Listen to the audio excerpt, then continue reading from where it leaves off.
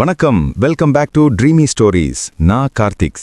இன்னைக்கு நான் ஒரு விஷயத்த சொல்ல போறேன். அது நிறைய பேருக்கு ஒரு மாதிரியா அன்கம்ஃபர்டபுளா இருக்கலாம். எனக்கு இப்பவே பயமா இருக்கு. கார்த்திக் எப்போதெல்லாம் அன்கம்ஃபர்டபுள் அப்படின்னு சொல்றாரோ அப்போ ஏதோ ஒரு பெரிய விஷயம் வரப்போகுதுன்னு அர்த்தம். நான் பிரியா. வணக்கம் எல்லாருக்கும். பிரியா, உனக்கு என்னை பத்தி நல்லாவே தெரிஞ்சிருக்கு. சரி, இதோ அந்த கசப்பான உண்மை. தமிழ்நாட்டில் இருக்கிற 20களில் இருக்கிற இளைஞர்கள் பல பேர் கையில் காசு இல்லாமல் இருக்கிறதுக்கு காரணம் அவங்க கம்மியாக சம்பாதிக்கிறது இல்லை. ஏற்கனவே அவங்க கிட்ட இருக்கிற பொருட்களுக்காக அவங்க இன்னும் பணம் கட்டிக்கிட்டு இருக்கிறது தான் காரணம். இருங்க, அதை திரும்பவும் மெதுவா சொல்லுங்க. அவங்க ஏற்கனவே சொந்தமா வச்சிருக்கிற பொருட்களுக்கு ஒவ்வொரு மாசமும் காசு கட்டிக்கிட்டு இருக்காங்க. அவங்க phone, bike, fridge, TV, laptop, sofa. இப்போ அவங்க வீட்டில் இருக்கிற பொருட்களுக்கு அவங்க இன்னும் ஒவ்வொரு மாசமும் காசு கட்டிக்கிட்டு இருக்காங்க. ஓ, இஎம்ஐ. ஓ நோ கார்த்திக், இப்போ என்கிட்ட 3 இஎம்ஐ ஓடிட்டு இருக்கு. என் ஃபோன், லேப்டாப், அப்புறம் சொல்லவே வெக்கமா இருக்கு, என் ஏர் ஃப்ரையர். ஏர் ஃப்ரையருக்கு இஎம்ஐயா பிரியா? அது மாசம் வெறும் 899 ரூபாய் தான். நோ காஸ்ட் இஎம்ஐன்னு போட்டிருந்தது. அதை பார்க்கும்போது ஏதோ இலவசமா கிடைக்கிற மாதிரி தெரிஞ்சுது. நோ காஸ்ட் இஎம்ஐ, இந்த 3 வார்த்தைகள் எந்த ஒரு பங்கு சந்தை வீழ்ச்சியை விடவும் அதிகமான சேமிப்பு கணக்குகளை அழிச்சிருக்கு.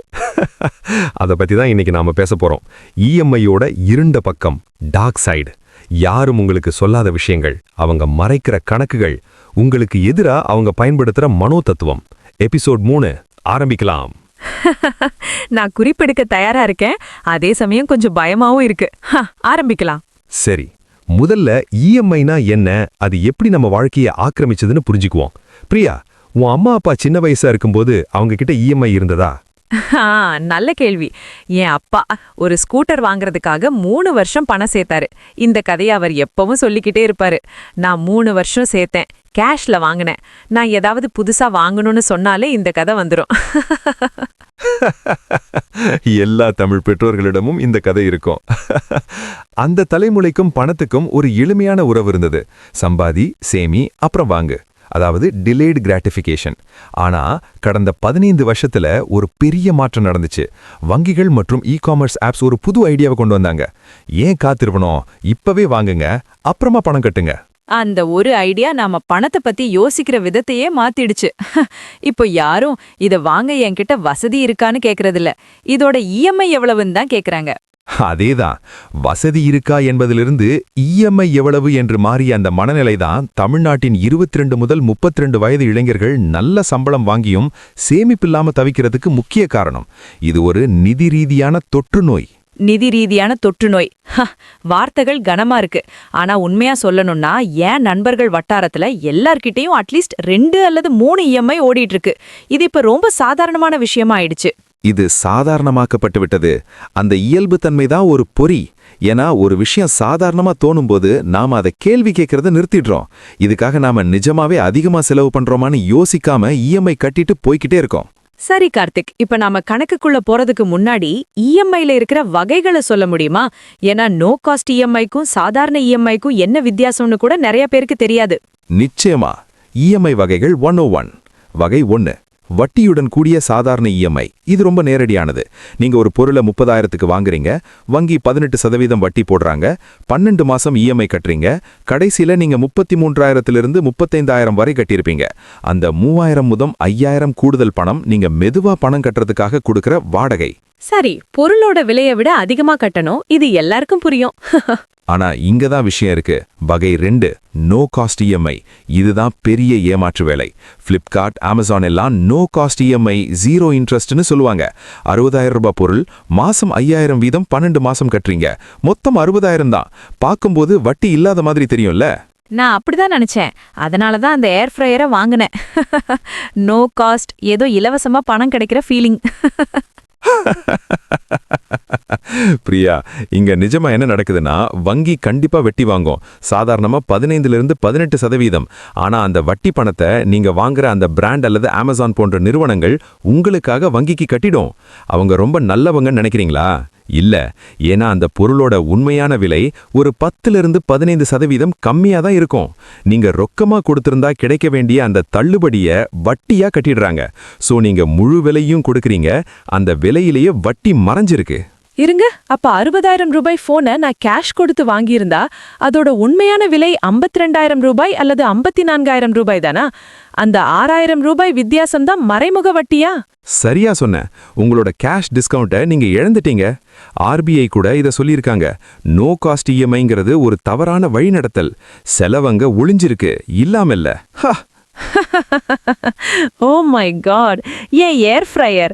நான் நோ காஸ்ட் இஎம்ஐல ஸ்மார்ட்டா இருக்கேன்னு நினைச்சேன். ஆனா நான் முழு விலையையும் கட்டியிருக்கேன்.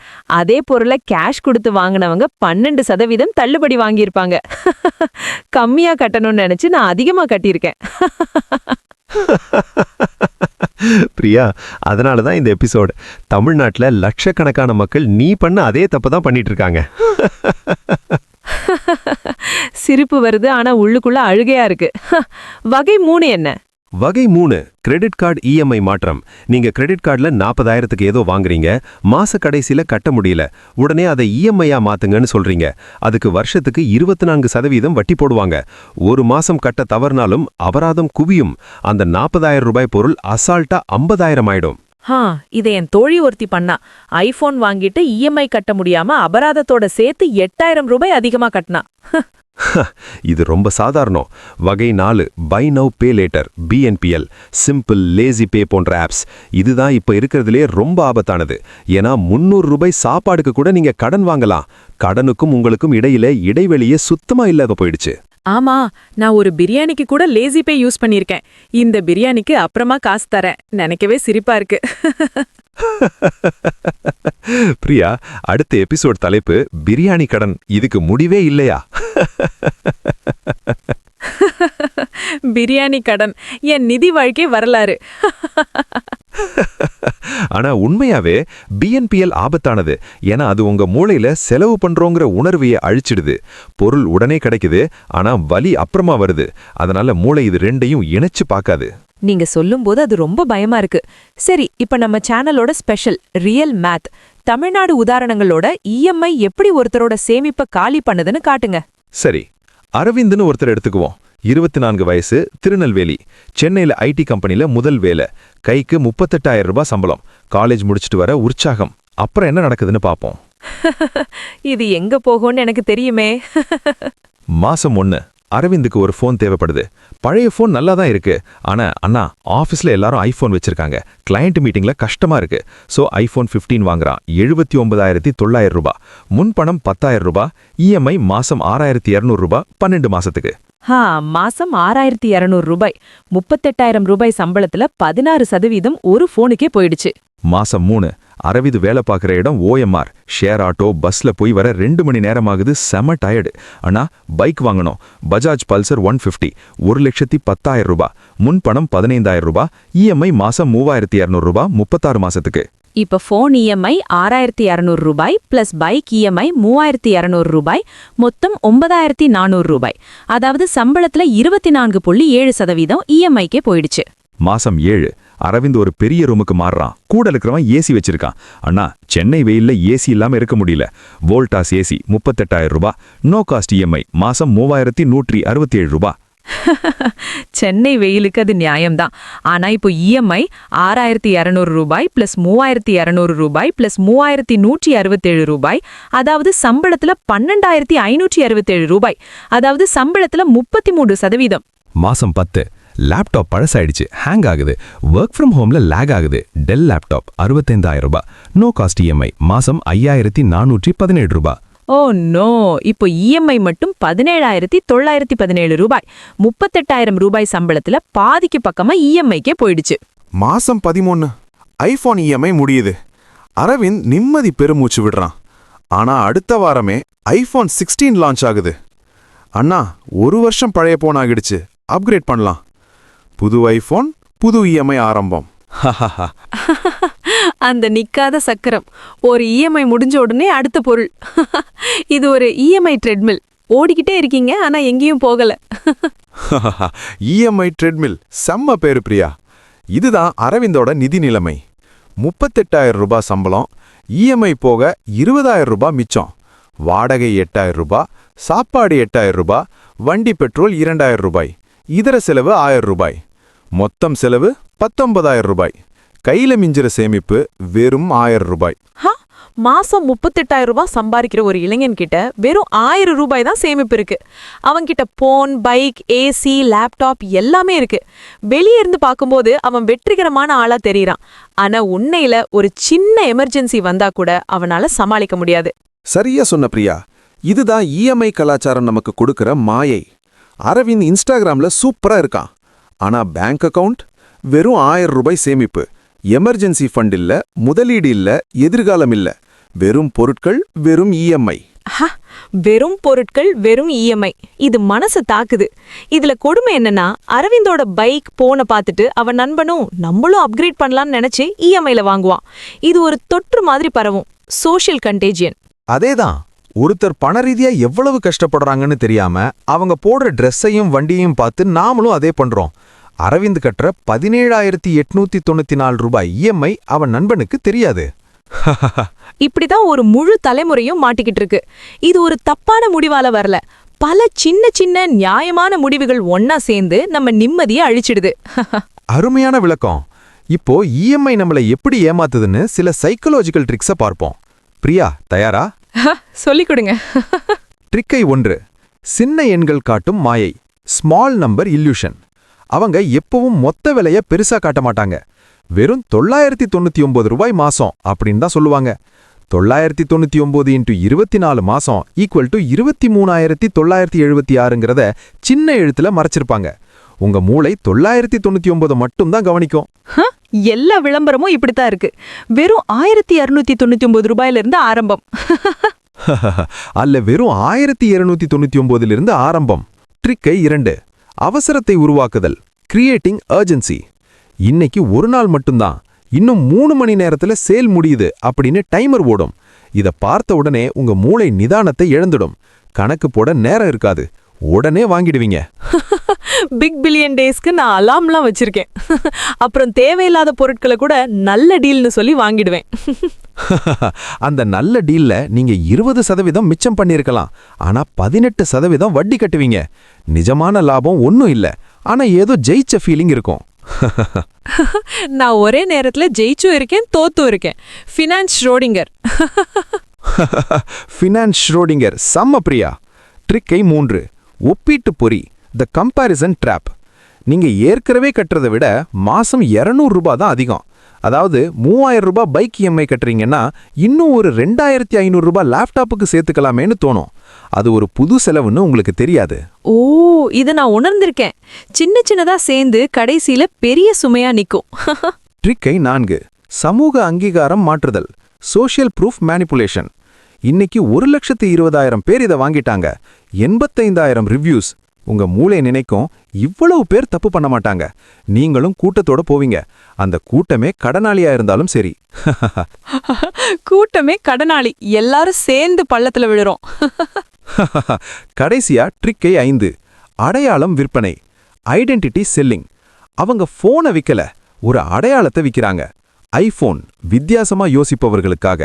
நீங்க ஒரு பொருளை வாங்கல, உங்களோட ஒரு சிறந்த வெர்ஷனை வாங்குறீங்கன்னு நம்ப வைக்கிறாங்க.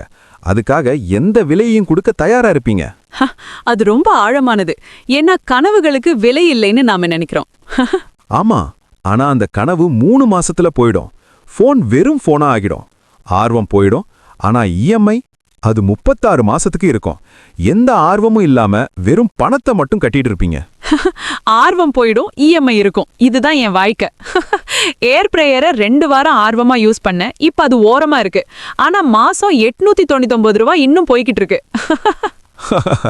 ஏர் பிரேயர் கதை ட்ரீமி ஸ்டோரிஸ்ல வரலாற்றுல இடம் பிடிச்சிடும். சரி, இப்போ தமிழ்நாட்டுக்கே உரிய சில இஎம்ஐ கலாச்சாரத்தை பார்ப்போம். சொல்லுங்க. தமிழ்நாட்டு இஎம்ஐ கலாச்சாரம் ரொம்ப வித்தியாசமான சுவை 1. நகை இஎம்ஐ. தமிழ்நாடு தங்கத்தின் நாடு. கல்யாணத்துக்காக இஎம்ஐல நகை எடுக்கிறது இப்போ ரொம்ப அதிகம்.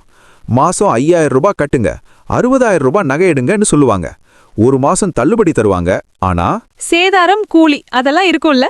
ஆமா, அந்த ஒரு மாச தள்ளுபடிய அவங்க நகையோட அதிகப்படியான விலையில மார்க்கப்ல சரி பண்ணிடுவாங்க.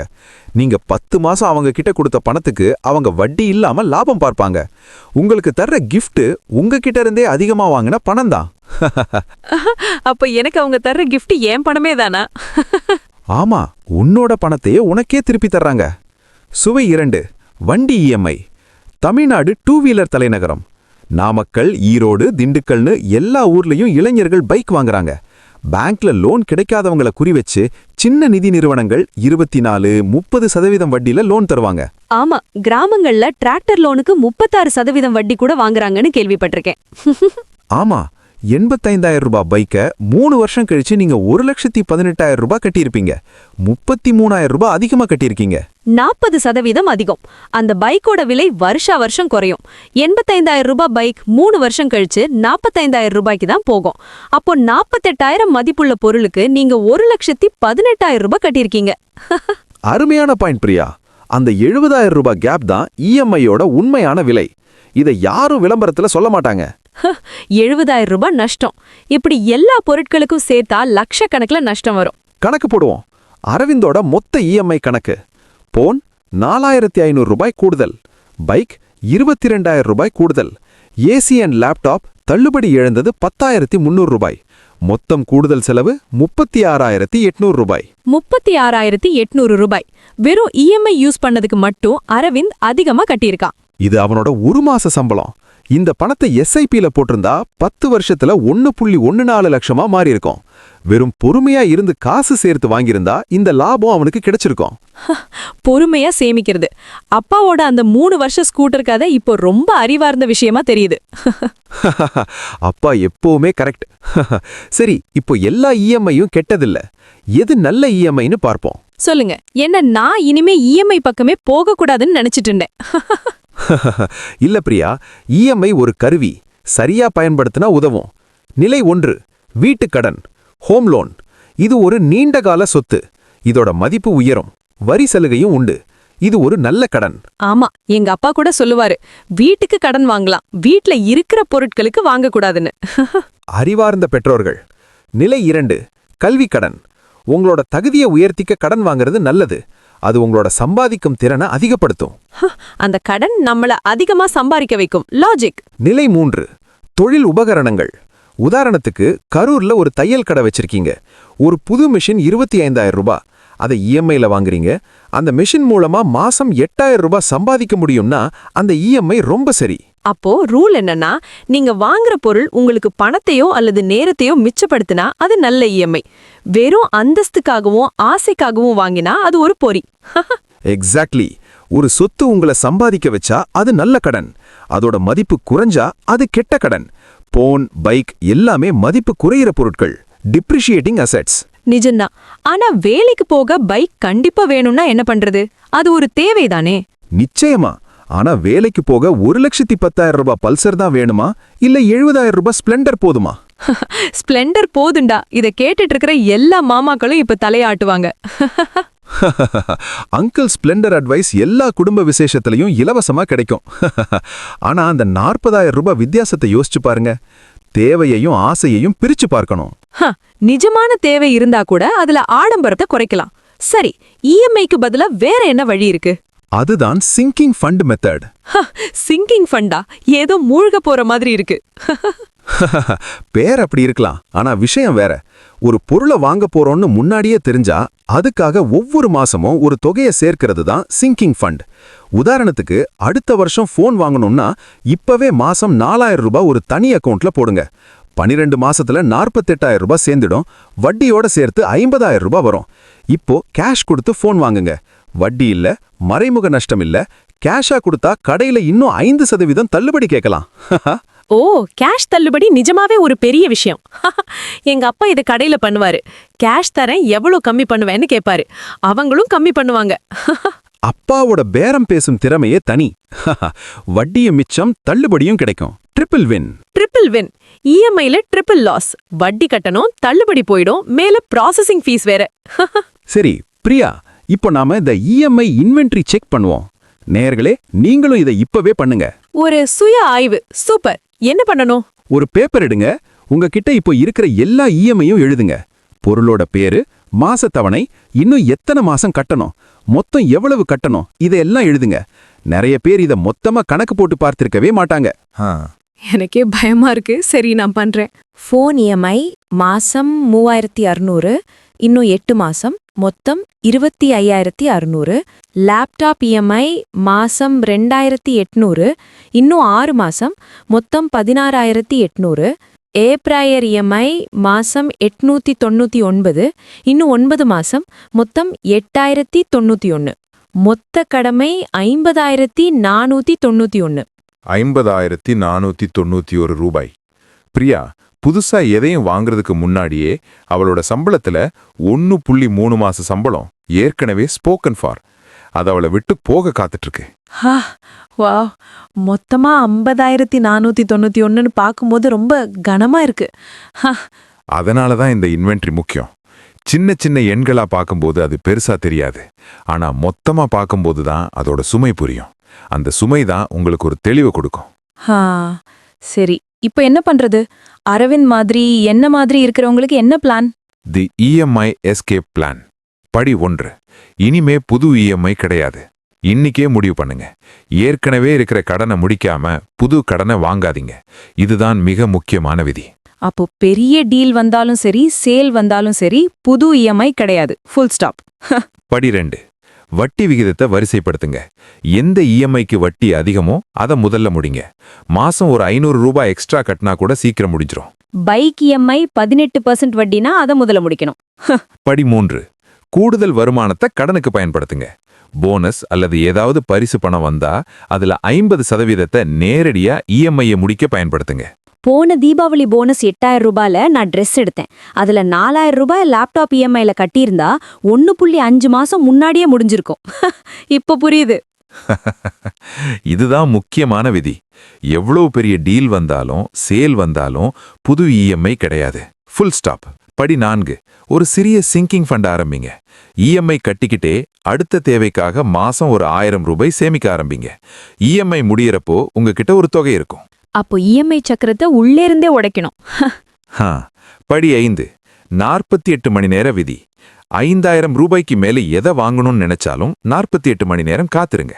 அந்த 48 மணி நேரத்துல அந்த ஆசை குறைஞ்சிரும். அப்புறமும் தேவைன்னு தோணுனா கேஷ் கொடுத்து வாங்குங்க. இந்த விதி இருந்திருந்ததுன்னா நான் ஏர் ஃப்ரையரை வாங்கியிருக்க மாட்டேன். ஏன்னா இன்னும் 2 மணி நேரத்துல சேல் முடியும்னு சொன்ன உடனே அவசரத்துல வாங்கிட்டேன். அந்த சேல் எப்பவுமே முடியறதில்ல பிரியா. தீபாவளி சேல் முடிஞ்சா பொங்கல் சேல் வரும். அவசரங்கிறது ஒரு மாயை. நிஜம்தான். நான் இப்ப வரைக்கும் அந்த அவசரத்தை நம்பிதான் ஓடிக்கிட்டு இருந்தேன். ஒரு உண்மை கதை சொல்றேன். சூர்யா, கோயம்புத்தூர். 42,000 ரூபாய் சம்பளம். 2021ல 5 இஎம்ஐ இருந்தது. மாசம் 14,500 ரூபாய் இஎம்ஐக்கே போச்சு. சேமிப்பு 0. அப்புறம் அவர் ஒரு பிளான் போட்டாரு. புது இஎம்ஐ வேணான்னு முடிவு பண்ணி எல்லா கூடுதல் பணத்தையும் கடனை அடைக்க பயன்படுத்தினாரு. 18 மாசத்துல எல்லா இஎம்ஐயும் முடிஞ்சது. இப்போ அவர் மாசம் 10,000 ரூபாய் எஸ்ஐபில போடுறாரு. ஒரு வருஷத்துல 1.83 லட்சம் சேர்த்துட்டாரு. 0லிருந்து ஒரு வருஷத்துல 1.83 லட்சம். அந்த ட்ரெட்மில்ல இருந்து இறங்குனதால வந்த லாபம். சூர்யா சொன்னாரு, கடைசி இஎம்ஐ முடிஞ்ச அன்னைக்கு தான் என்னால நிம்மதியா மூச்சு விட முடிஞ்சது. 3 வருஷமா என் நெஞ்சில ஒரு பாரம் இருந்தது எனக்கு அப்பதான் தெரிஞ்சது. அந்த மன அழுத்தம் தான் வாழ்க்கைன்னு நாம நினைச்சிட்டு இருக்கோம். ஆனா அது உண்மை இல்ல. அந்தஸ்துக்காக நாம வாங்குற பொருட்கள் தான் நம்மள கடனாளி ஆக்குது. சரி, கடைசியா தமிழ்நாட்டு நேயர்களுக்கான உங்க மெசேஜ் என்ன? சென்னை ஐடி ஊழியர்களுக்கு, உங்க சம்பளம் உயரும்போது செலவை உயர்த்தாதீங்க. சம்பளத்துக்கும் செலவுக்கும் இடையில இருக்கிற இடைவெளி தான் உங்க சொத்து. சம்பளம் 30% ஏறின உடனே கார் வாங்குறது தப்பு. கோவை திருப்பூர் தொழில் முனைவோருக்கு தொழில் கடனையும் சொந்த கடனையும் பிரிச்சு வைங்க. ஆடம்பரத்துக்காக கடன் வாங்காதீங்க.